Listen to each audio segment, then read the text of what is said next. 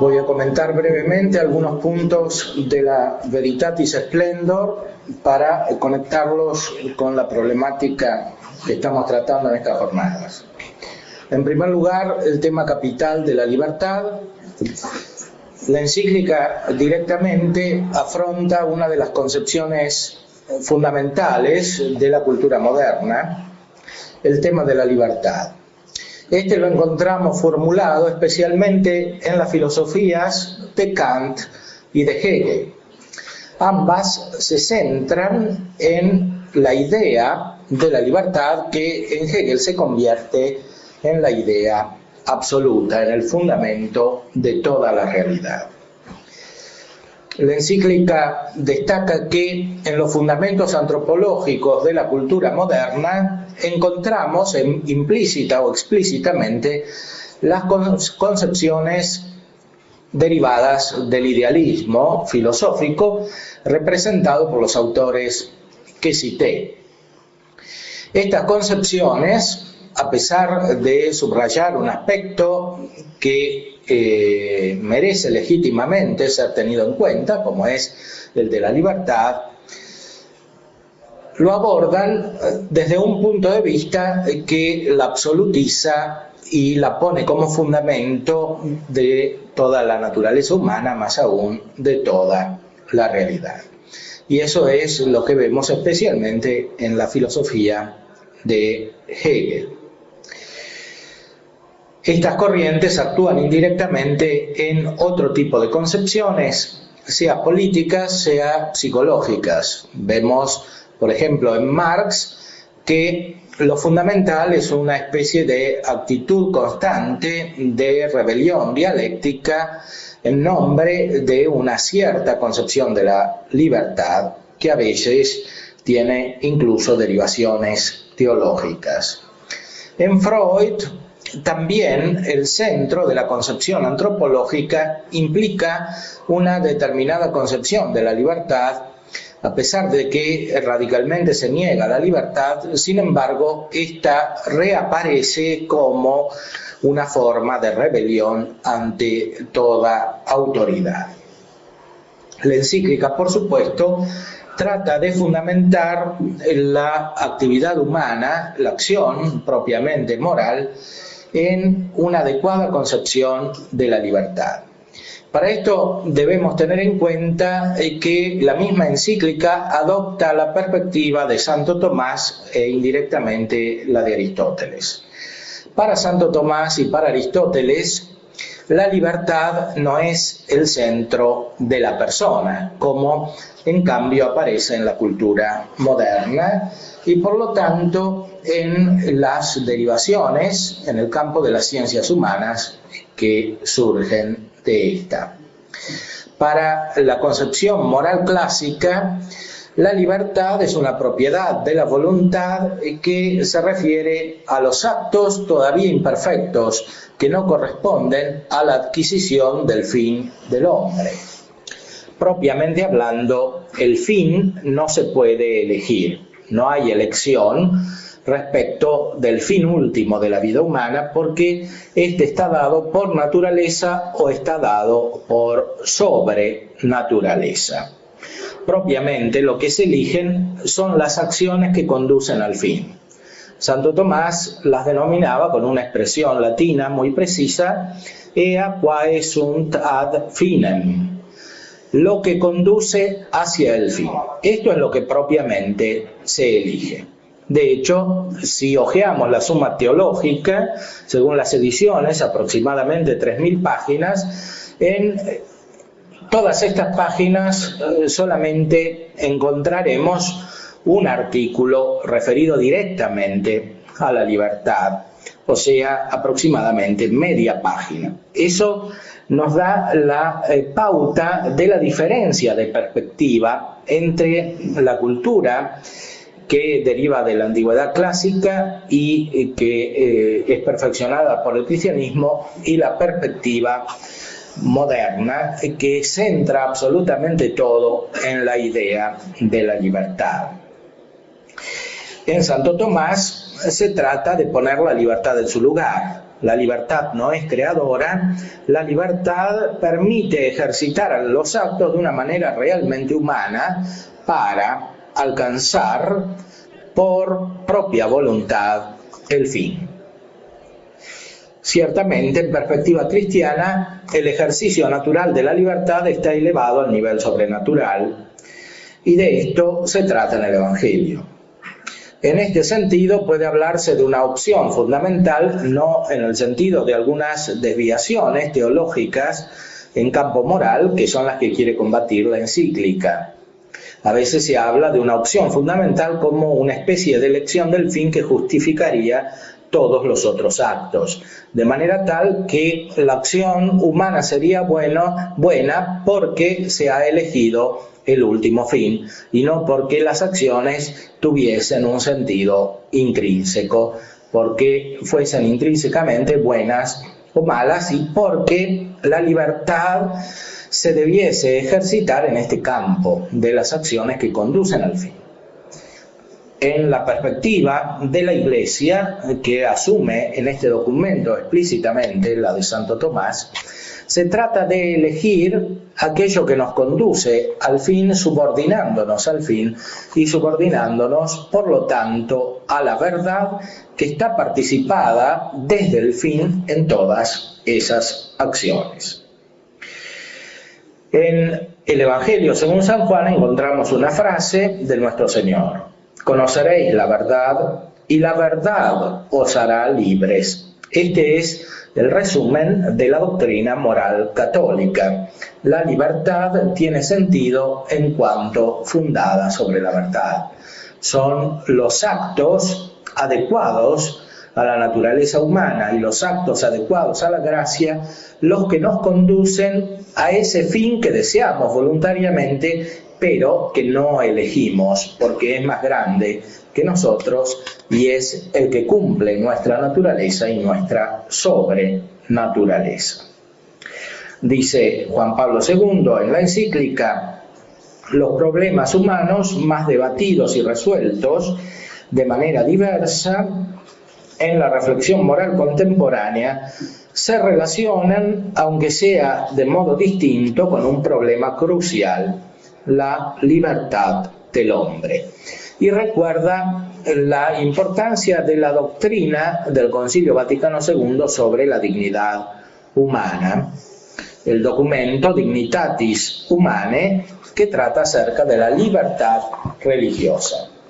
Esto ha sido mal entendido muchas veces como si hubiese una libertad de conciencia, en el sentido de que cada uno fuese libre para pensar lo que quiere, especialmente en los campos más profundos de la actividad humana. El concilio, en realidad, sobre la base de la cultura clásica y de la teología de Santo Tomás, nos habla de libertad religiosa en el sentido de que las acciones que se ejercitan para llegar al único y verdadero fin de la vida humana deben ser ejercitadas justamente de manera libre, y eso significa una ausencia de coacción, muy especialmente por lo que se refiere al acto radical que nos conduce al fin último, que es el acto de fe. En ese sentido, también, dice la encíclica, puede hablarse adecuadamente de una opción fundamental.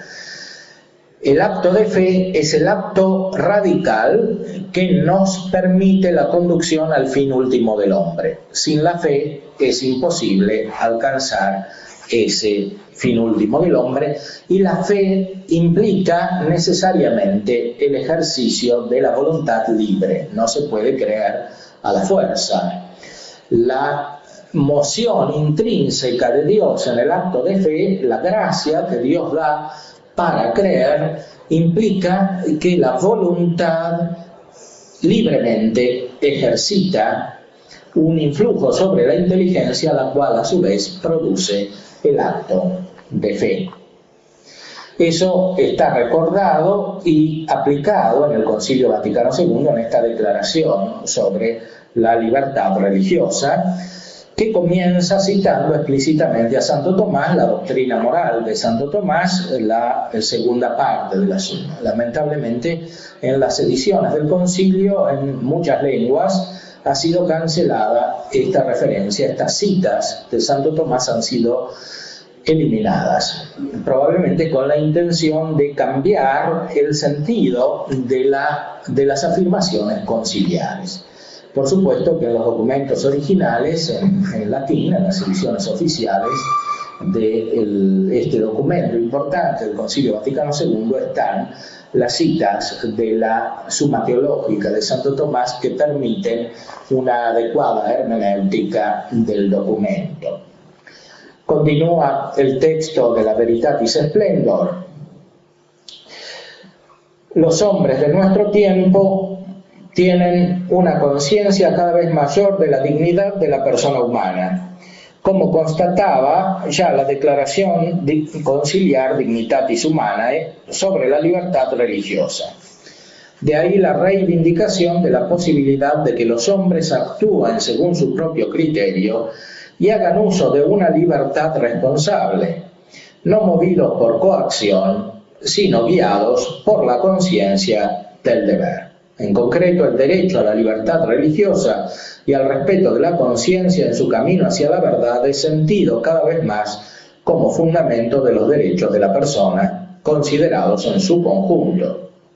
Esto es un aspecto positivo de la cultura moderna, es decir, el hecho de subrayar la libertad. Lamentablemente, se concibe la libertad de una manera equivocada. Una cosa es percibir la importancia de la libertad, otra cosa es concebir la libertad en su lugar, que es aquello que propugna el texto conciliar. Y a propósito de esto, recuerda la doctrina tradicional de la Iglesia acerca de la obligación de buscar la verdad y muy especialmente la obligación de buscar la verdad en el ámbito religioso. Tiene que haber libertad para seguir la propia conciencia, pero esta conciencia está subordinada a la búsqueda de la verdad y por lo tanto a la verdad misma. Este es el sentido de las palabras de Cristo en el Evangelio. De este modo, el sentido más profundo de la dignidad de la persona y de su unicidad, así como el respeto debido al camino de la conciencia, es ciertamente una adquisición positiva de la cultura moderna. Esta percepción auténtica en sí misma ha encontrado múltiples expresiones más o menos adecuadas, de las cuales algunas, sin embargo, se alejan de la verdad sobre el hombre como criatura e imagen de Dios y necesitan, por lo tanto, ser corregidas o purificadas a la luz de la fe. Y a continuación explica estas doctrinas modernas que se han alejado de la verdad sobre el hombre y corresponden fundamentalmente a estas concepciones idealistas, sobre todo el pensamiento de Kant, que tanto influjo tiene en la cultura moderna. En Kant lo central es el ejercicio de la libertad, es prácticamente el centro de la vida humana, porque para Kant no hay posibilidad de conocer la verdad de las cosas, la esencia de las cosas, y tanto menos hay posibilidad de conocer lo que está más allá de los sentidos y por lo tanto el fin del hombre.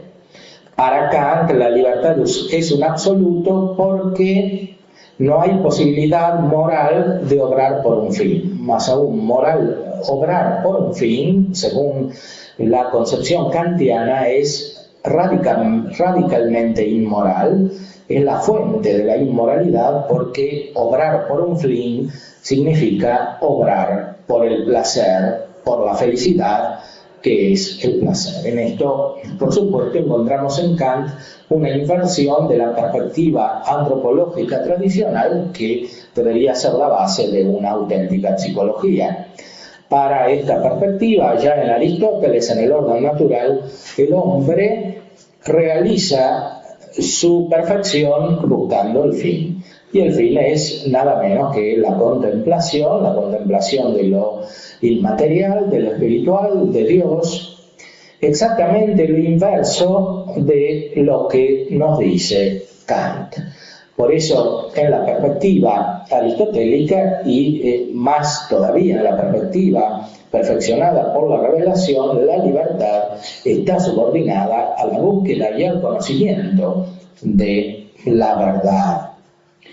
En Hegel encontramos que la libertad es la esencia de la realidad.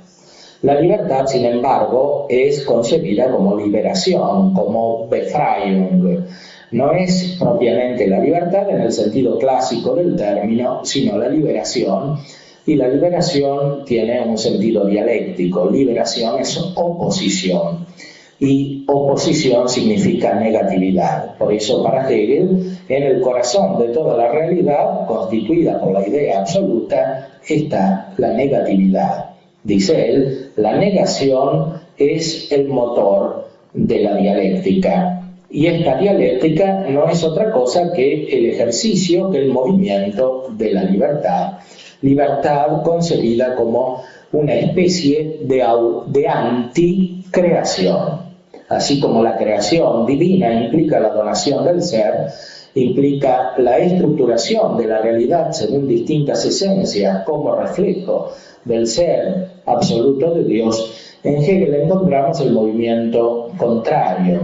La creación es una especie de fragmentación por oposición del ser divino, es decir, una especie de anticreación en cuanto dialécticamente la criatura se constituye, se autoconstituye por oposición al creador. No hay creador sin criatura, no hay criatura sin creador, no hay infinito sin finito, no hay finito sin infinito. El movimiento dialéctico no es otra cosa que el automovimiento dialéctico de la libertad.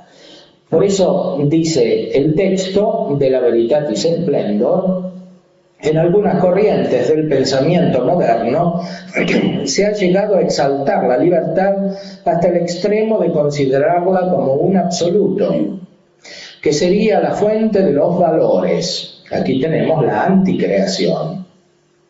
En esta dirección se orientan las doctrinas que desconocen el sentido de lo trascendente o las que son explícitamente ateas. Se han atribuido a la conciencia individual las prerrogativas de una instancia suprema del juicio moral, que decide categórica e infaliblemente sobre el bien y el mal. Al presupuesto de que se debe seguir la propia conciencia, se ha añadido indebidamente la afirmación de que el juicio moral es verdadero por el hecho mismo de que proviene de la conciencia. Pero de este modo ha desaparecido la necesaria exigencia de verdad en aras de un criterio de sinceridad, de autenticidad, de acuerdo con uno mismo, de tal forma que se ha llegado a una concepción radicalmente subjetivista del juicio moral. Aquí tenemos no solamente una alusión a los filósofos clásicos de la modernidad como Kant y Hegel, sino una referencia a corrientes más actuales, a una ética de la autenticidad de derivación heideggeriana. Para Heidegger hay un cambio en el paradigma de la concepción de la verdad. La Wahrheit es una especie de manifestación del ser que está desligada de toda esencialidad. Para Heidegger, la verdad en el sentido clásico, como adequatio intellectus et rei, según la recuerda la escolástica, el mismo Santo Tomás, a partir de concepciones anteriores, Isaac Israeli, etcétera, en la Edad Media, ese paradigma cambia en favor de la manifestación del ser, especialmente en el hombre que es el pastor del ser. La autenticidad es una especie de expresividad absoluta, de falta de constricción o de falta de represión, para hablar en términos freudianos. Esta concepción de la libertad navega a través de muchas manifestaciones de la cultura y de la filosofía y de la psicología contemporánea. La encontramos realizada múltiplemente en maneras más burdas, por ejemplo en Sartre, o en maneras más sofisticadas, como en el mismo Heidegger. Sin embargo, en todas estas concepciones, el centro es la autoconstitución del hombre por medio de la libertad creadora de valores, la no subordinación a la verdad, lo cual significa la no subordinación al principio y al fin de toda la realidad, a Dios como causa eficiente y como causa final de todas las cosas, que se participa creativamente donando el acto de ser. Como se puede comprender inmediatamente, no es ajena a esta evolución la crisis en torno a la verdad. Abandonada la idea de una verdad universal sobre el bien que la razón humana puede conocer, ha cambiado también inevitablemente la concepción misma de la conciencia. A esta ya no se la considera en su realidad originaria, o sea, como acto de la inteligencia de la persona, o sea, que debe aplicar el conocimiento universal del bien en una determinada situación y expresar así un juicio sobre la conducta recta que hay que elegir aquí y ahora, sino que más bien se está orientado a conceder a la conciencia del individuo el privilegio de fijar de modo autónomo los criterios del bien y del mal y actuar en consecuencia. Esta visión coincide con una ética individualista para la cual cada uno se encuentra ante su verdad, diversa de la verdad de los demás. El individualismo, llevado a sus extremas consecuencias, desemboca en la negación de la idea misma de la naturaleza humana. Estas diferentes concepciones están a la base de las corrientes de pensamiento que sostienen la antinomia entre ley moral y conciencia, entre naturaleza y libertad.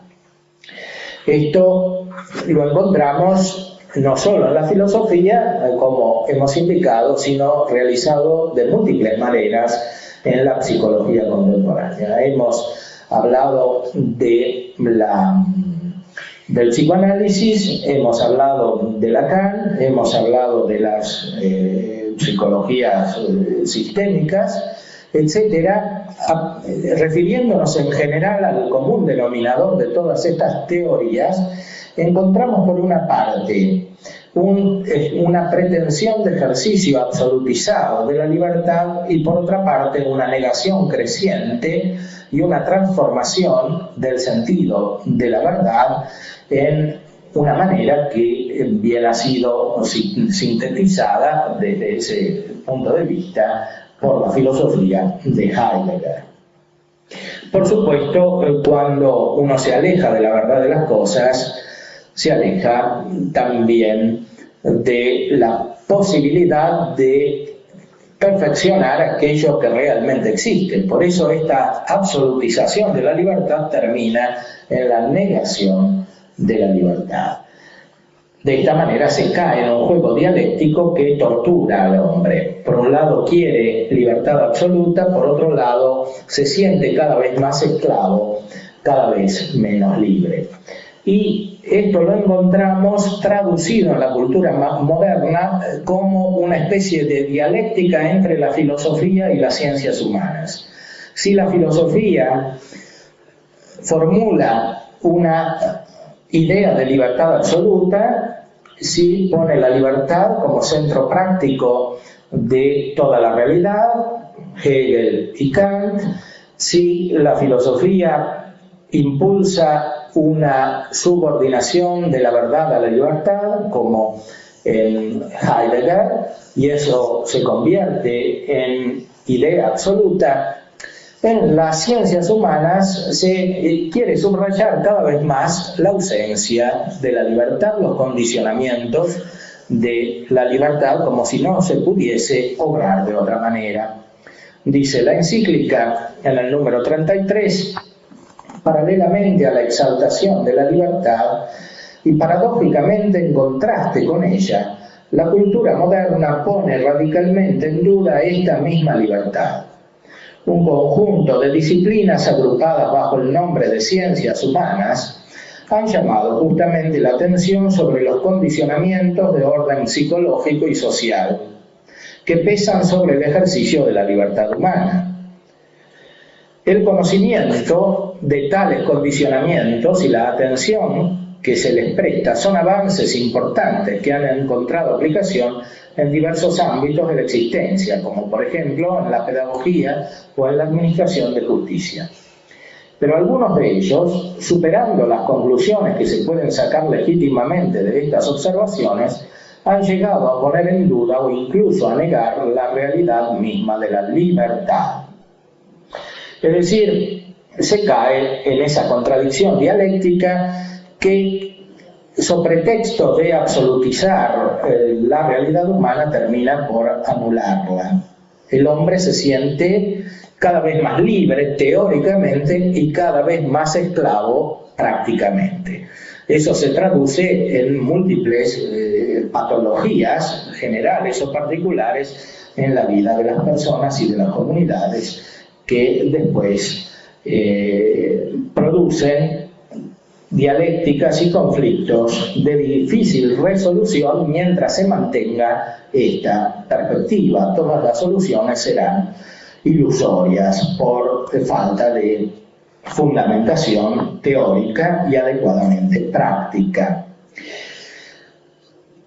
La consecuencia es una concepción relativista de la moral. La encíclica advierte sobre una especie de círculo vicioso que se establece entre las ciencias humanas, concebidas de esta manera que ha descrito, y la teología moral. La teología moral es influida por esta concepción de libertad. A su vez, la teología moral no adecuadamente iluminada refuerza las concepciones en el ámbito de las ciencias humanas que se están describiendo. ¿Cuál es la solución? Salir del círculo. Leemos todavía en el número 34, Maestro bueno, ¿qué he de hacer para tenerle en herencia la vida eterna? La pregunta moral a la que responde Cristo no puede prescindir del problema de la libertad. Es más, lo considera central, porque no existe moral sin libertad. El hombre puede convertirse al bien solo en la libertad. ¿Pero qué libertad? El Concilio, frente a aquellos contemporáneos nuestros que tanto defienden la libertad y que la buscan ardientemente, pero que a menudo la cultivan de mala manera, son todas citas del Concilio Vaticano II, como si todo fuera lícito con tal de que guste, incluso el mal, presenta la verdadera libertad. La verdadera libertad, dice el Concilio Vaticano II en la Gaudium et Spes, y lo cita aquí la encíclica, es signo eminente de la imagen divina en el hombre, pues quiso Dios dejar al hombre en manos de su propia decisión. De modo que busque sin coacciones a su Creador y adhiriéndose a Él, llegue libremente a la plena y feliz perfección. Hasta aquí el concilio citado por la encíclica. Si existe el derecho de ser respetados en el propio camino de búsqueda de la verdad, existe aún antes la obligación moral grave para cada uno de buscar la verdad y de seguirla una vez conocida. Esto es, de nuevo, el Concilio Vaticano II, en la Dignitatis Humanae, en la Declaración sobre la Libertad Religiosa. Toda la libertad religiosa se funda sobre el hecho de que el hombre no solo puede, sino que está obligado, tiene el deber de buscar la verdad, y muy especialmente el deber de buscar la verdad religiosa. Por eso el Vaticano II advierte sobre no solamente la obligación de cada individuo de buscar la verdad y de rendir culto a Dios según esa verdad encontrada, sino también advierte sobre la doctrina tradicional católica de los deberes de las sociedades, o sea, de los estados, respecto de la verdadera religión. El Concilio Vaticano II no quiere abolir esa doctrina, no solamente cada individuo tiene un deber respecto de la verdadera religión revelada por Cristo, sino que el Estado mismo tiene un deber respecto de la verdadera religión. El ejercicio de la libertad se subordina a ese deber. Por eso, sí, por una parte debe existir la libertad religiosa y el Estado la debe garantizar, porque de otra manera es imposible buscar la verdad, de otra manera es imposible ejercitar adecuadamente el culto debido a Dios. Recordemos además que el concilio habla en la época del comunismo, en que en muchos países estaba prohibido o había dificultad objetiva de ejercitar libremente el culto, también el culto católico. Por otra parte, el concilio recuerda que el Estado tiene obligación de poner límites en el caso del culto, en el ámbito del culto religioso, porque puede haber cultos que vayan contra la ley natural. Y en ese caso, el Estado mismo debe garantizar que el culto que cada uno pretende rendir a Dios según su conciencia esté dentro de los límites de la ley natural respecto de la cual el Estado tiene obligación. Por otra parte, sea el Concilio Vaticano II, sea la encíclica de Juan Pablo II, citan la importantísima encíclica de León XIII sobre la libertad, Libertas Praestantissimo. Allí el Papa León XIII advertía sobre los peligros del liberalismo moderno.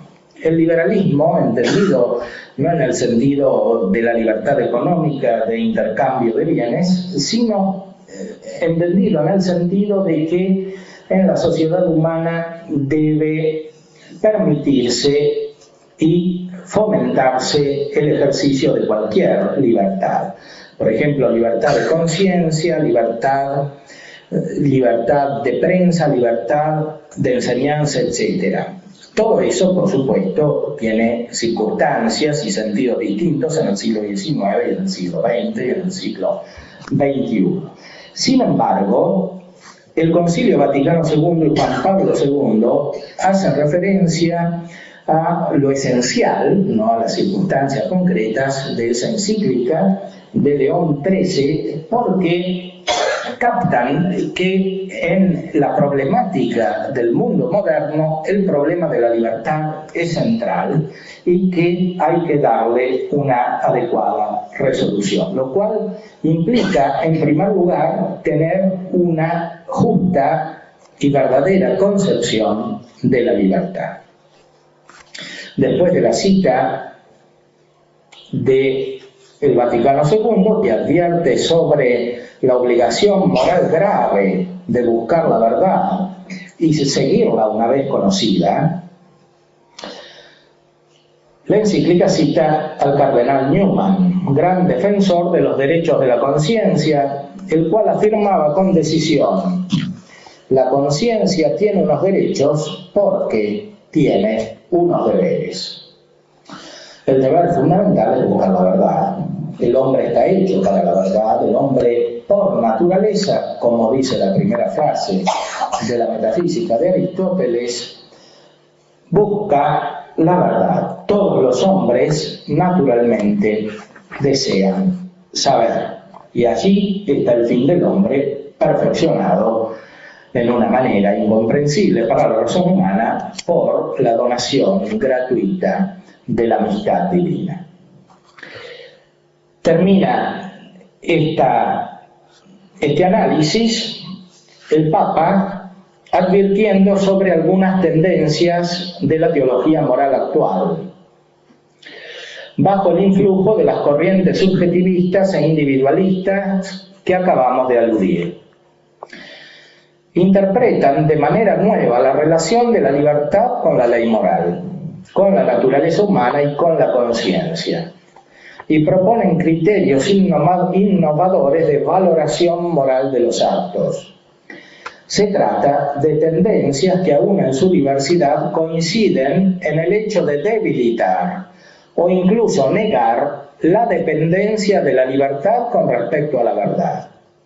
O sea, aquí el problema se hace más grave, porque no se trata ya de esa dialéctica entre filosofía y ciencias humanas que encontramos en la realidad fáctica de la cultura moderna, sino que se trata de una situación intrínseca a la Iglesia. Hay un problema grave, este es el sentido de la encíclica, por eso la encíclica está dirigida a los obispos de la Iglesia Católica sobre algunas cuestiones fundamentales de la enseñanza moral de la Iglesia. Hay un problema interior, es decir, el influjo de esta inadecuada concepción de la libertad y de la conciencia en el campo teológico y en la praxis eclesial. No es solamente una cuestión teórica, es también una cuestión práctica que a su vez retroalimenta la teoría. Si queremos hacer un discernimiento crítico de estas tendencias, capaz de reconocer cuanto hay en ellas de legítimo, útil y valioso, y de indicar al mismo tiempo sus ambigüedades, peligros y errores, debemos examinarlas teniendo en cuenta que la libertad depende fundamentalmente de la verdad. Dependencia que ha sido expresada de manera límpida y autorizada por las palabras de Cristo. Conoceréis la verdad y la verdad os hará libres. Esta palabra de nuestro Señor Jesucristo no solamente contiene la verdad de orden natural acerca de la antropología humana, sino que contiene una sabiduría superior que está originada en el misterio mismo de Dios, en la realidad trinitaria de Dios, en la cual el Verbo, por un acto intelectual, surge del Padre y el Espíritu Santo surge del Padre y del Hijo. El Verbo, como dice Santo Tomás, no es una palabra cualquiera, sino una palabra que inspira amor. Y este amor es amor de este Dios que es libre y que en nosotros se manifiesta también elevando nuestra libertad. No solamente el Verbo de Dios se une con nuestra inteligencia perfeccionándola en la gracia, sino que el Espíritu Santo eleva nuestra operación y hace que libremente nos movamos hacia Dios con actos cada vez más perfectos. Y así como en la vida trinitaria el Espíritu Santo surge del Padre y del Hijo, no surge solamente del Padre, sino del Padre y del Hijo. Hay un orden que se refleja también en las acciones humanas elevadas en el orden sobrenatural. Es decir, en el ejercicio cada vez más perfecto de la libertad, del amor, por el cual ejercitamos las acciones más profundas en este mundo. El amor que ejercitamos libremente surge de la verdad. La moción del Espíritu Santo que nos impulsa a realizar actos perfectos y perfectísimos surge de la presencia del Verbo que a su vez nos envía como fin y como principio al Padre, del cual surge el Verbo y del cual surge el Espíritu Santo junto con el Verbo, con la verdad de Dios. Los dejo con estas reflexiones que serán completadas por el Padre Tabosi